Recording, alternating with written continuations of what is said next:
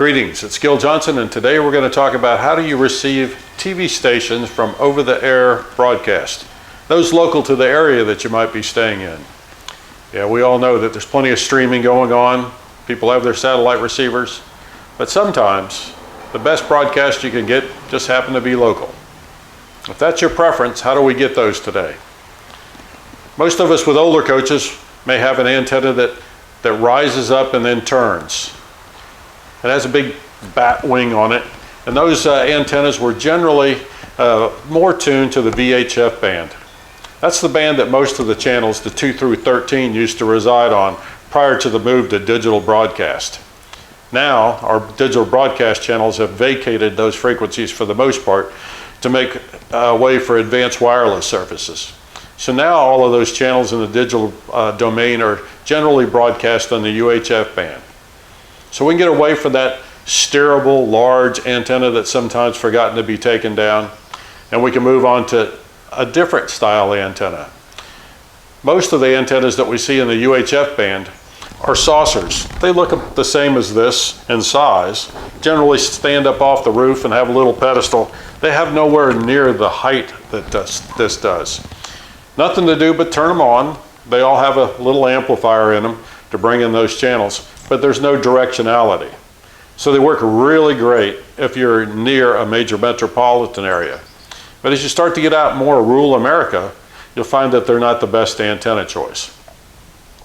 So Winegard, that's primarily in the RV business when it comes to building antennas, whether it's over-the-air antennas or the satellite antennas that are predominantly used out there, they have this, they call it the automatic Razar. But what it really is a UHF, for the most part, antenna that's directional, that turns within this case. You've got a controller inside the coach. You simply turn it on, push the search button, and after a few minutes it will go back and forth until it finds the strongest and most stations. If you look at that indoor remote, you will see that it'll tell you the number of channels. You may get a lot more than that, because in the digital domain, we know that these channels can be broadcast on sub-channels. Those sub-channels don't get counted on that indoor unit. And you may see that there's lights and lit in a place other than where it's aimed. In some areas, you'll find that you'll have broadcast stations that are in two different directions. Maybe you're sitting halfway between Baltimore and Washington, D.C.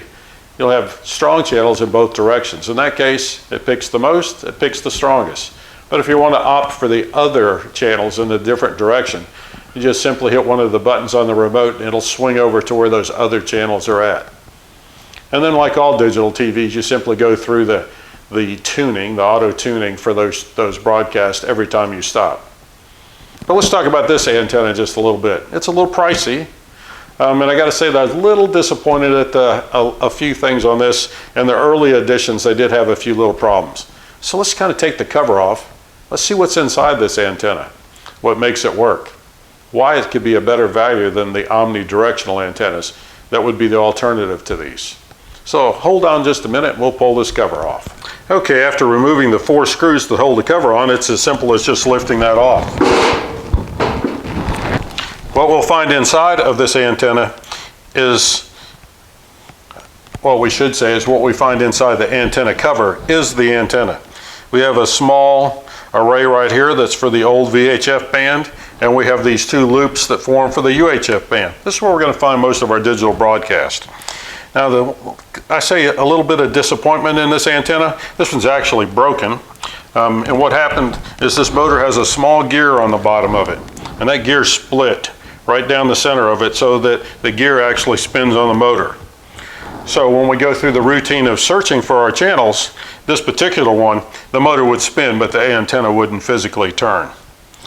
I'm not sure why that happened, but I might make an assumption as to what happened here.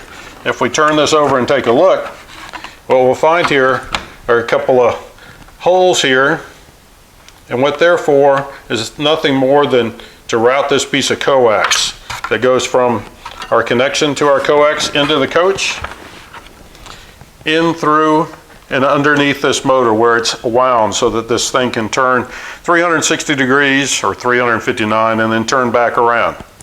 So these tabs actually have openings in them that may be large enough that debris could actually get up in there, and a small little rock or something might get in there, which I think actually occurred in my case. So when I replace this top unit, if you call them up, and certainly out of warranty, that's how it always is, they'll sell you just this top unit. And when that one came in, these little openings that I showed you on the back side, I put a little silicone in them so that we don't have to worry about anything getting back into this area where this gear drive is. Anyway, it's a pretty smart design. Gives you the benefits of a directional antenna that doesn't have to be raised. I like it. I wish they would have done something about this little issue that I think is there, but I still like it. When you're installing this thing, it's just 3 bolts that you're going to put into your coach's roof. And like any penetration, you make sure that you seal that penetration going in, and then you use potentially a self-leveling compound around the screws in this to make sure you get no water intrusion. Now, one thing that many people will overlook when they install these is this is where we're going to put our coax connector on here. Those coax connectors really have nothing in them that prevents them from getting water in them and, you know, tearing things up from the environment. So this needs to be sealed. This has flat section on both sides. So generally I would just say use some adhesive lined shrink wrap and you'd be fine. But in this case you actually need to put a little bit of silicone on both sides where this flat area is, and then use the same adhesive lined silicone and shrink that down. And that will give you a weather tight connection. And when you put that shrink wrap on, make sure that it goes over this, over the connector, and physically onto the coaxial cable. All in all, good product. If you still want to be able to receive digital broadcast over the air, which you can in many places in the US, this is a good choice. Well, until next time, thanks for viewing. If you liked the video, please share. And until we meet next time, enjoy your travels, be safe, see America. Thank you.